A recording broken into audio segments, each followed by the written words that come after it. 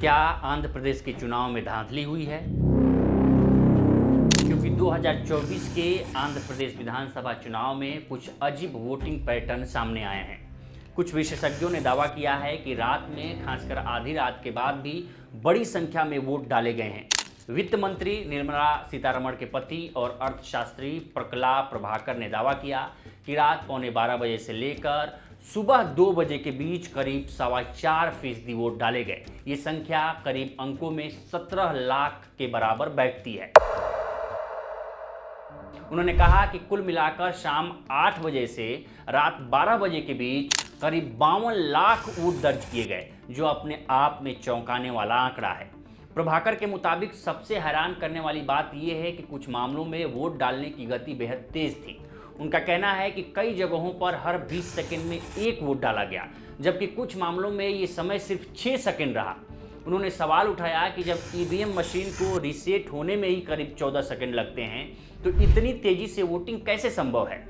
ऐसे में ये सवाल उठता है कि क्या इतने कम समय में एक मतदाता बूथ में प्रवेश कर वोट डालकर बाहर निकल सकता है? इस मुद्दे पर वरिष्ठ अधिवक्ता प्रशांत भूषण ने भी गंभीर चिंता जताई है। उन्होंने चुनाव प्रक्रिया में पारदर्शिता की कमी को सबसे बड़ा मुद्दा बताया है। उनका कहना है कि फॉर्म 17C, जिसमें हर मतदान केंद्र पर डाले गए वोटों का पूरा विवरण होता है, उसे सार्वजनिक नहीं किया गया। ये दस्तावेज चुनावी प्रक्रिया की पारदर्शिता सुनिश्चित करने के लिए बेहद महत्वपूर्ण माना जाता है, क्योंकि इसके जरिए स्वतंत्र रूप से वोटों की जांच और मिलान किया जा सकता है। भूषण ने यह भी कहा कि मतदाता सूची को मशीन रीडेबल फॉर्मेट में उपलब्ध नहीं कराया गया, जिससे किसी भी स्वतंत्र संस्था या शोधकर्ता के लिए डेटा का विश्लेषण करना मुश्किल हो जाता है। उन्होंने चेतावनी दी कि अगर इस तरह की पारदर्शिता नहीं होगी तो लोकतांत्रिक प्रक्रिया पर लोगों का भरोसा कमजोर हो सकता है, क्योंकि लोकतंत्र अंधेरे में नहीं चल सकता। वहीं पूर्व मुख्य चुनाव आयुक्त SY कुरैशी ने भी इस मामले में हस्तक्षेप करते हुए चुनावी आंकड़ों के ऑडिट की मांग की है। उन्होंने कहा है कि अगर फॉर्म 17C बूथ स्तर पर सही तरीके से भरा और सील किया जाता है, तो बाद में समग्र आंकड़ों में अंतर क्यों दिखाई देता है। उन्होंने सुझाव दिया कि मतदान प्रतिशत और बूथ स्तरीय डेटा को उसी दिन सार्वजनिक किया जाना चाहिए, ताकि किसी भी तरह की शंका को समय रहते दूर किया जा सके।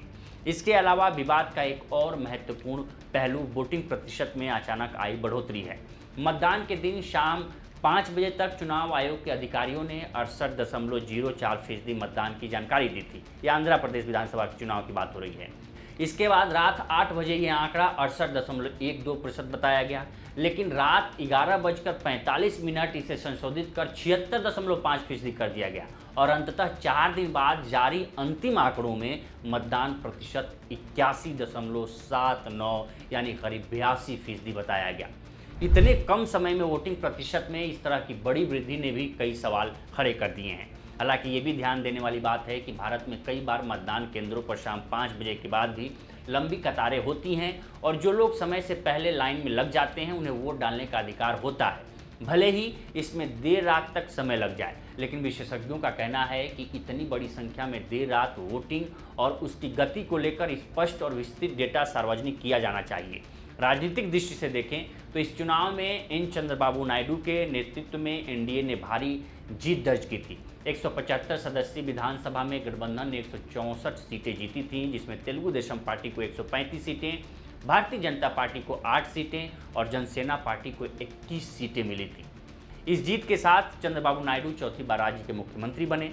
इन आरोपों और सवालों के बीच अब सबसे बड़ा मुद्दा चुनावी प्रक्रिया की पारदर्शिता और विश्वसनीयता का है। विशेषज्ञों और विपक्षी नेताओं का कहना है कि अगर चुनाव आयोग सभी संबंधित डेटा जैसे फॉर्म 17C, फॉर्म 20 और बूथ स्तरीय वोटिंग विवरण सार्वजनिक कर दे, तो इन विवादों को आसानी से सुलझाया जा सकता है, क्योंकि चुनाव लोकतंत्र की सबसे महत्वपूर्ण प्रक्रिया है और इसकी निष्पक्षता पर कोई भी सवाल सीधे जनता के विश्वास को प्रभावित करता है। ऐसे में ये ज़रूरी हो जाता है कि सभी संबंधित संस्थाएं पूरी पारदर्शिता के साथ काम करें और उठ रहे सवालों का स्पष्ट और तथ्यात्मक जवाब दें। तभी लोकतांत्रिक व्यवस्था की साख और मजबूत बनी रह सकती है। तो फिलहाल इस स्टोरी में इतना ही। इस पर आपकी क्या राय है, हमें कमेंट सेक्शन में जरूर बताएं। बाकी देश दुनिया की तमाम खबरों के लिए बने रहे लोकमत टीवी के साथ।